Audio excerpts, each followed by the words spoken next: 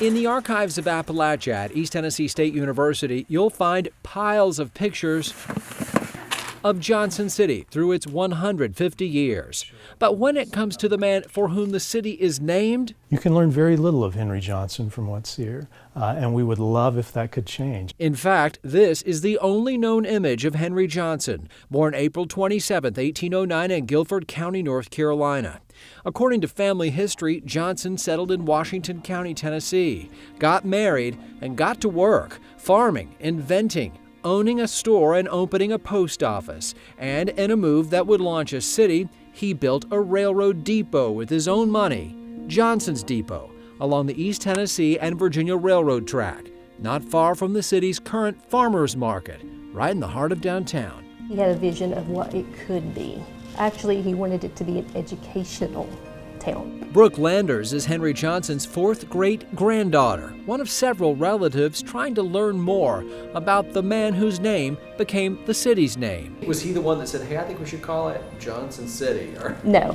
He was voted as the mayor of Johnson City. He was highly respected. He was very well educated from everybody's letters and things that we have found. Things like a letter found tucked away in Henry Johnson's clock. A letter penned by a grandson who claimed Henry Johnson was a cousin to President Andrew Johnson, something that has not been confirmed.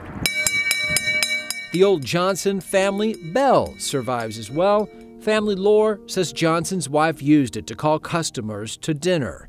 But one item is missing. We're hoping to find his journal, or one of his journals. It is rumored that there is one out there somewhere that really tells his story while he was here in Johnson City. ETSU history professor Kim Woodring is part of an effort to preserve city history during the sesquicentennial. Do you think it still exists?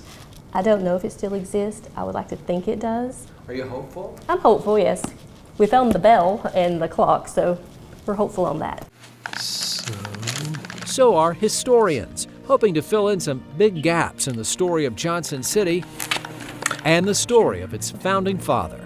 If people have anything related to Henry Johnson from 150 years ago, that would be a gold mine for us. On a hill not far from Johnson's Depot, a grave marker calls Johnson a man with a vision. Were he alive to stand on this spot and overlook the town he helped found? And I think he'd be very proud of how the town of Johnson City has grown. I think he would be very impressed. With the story of a Tri-Cities original, I'm Josh Smith.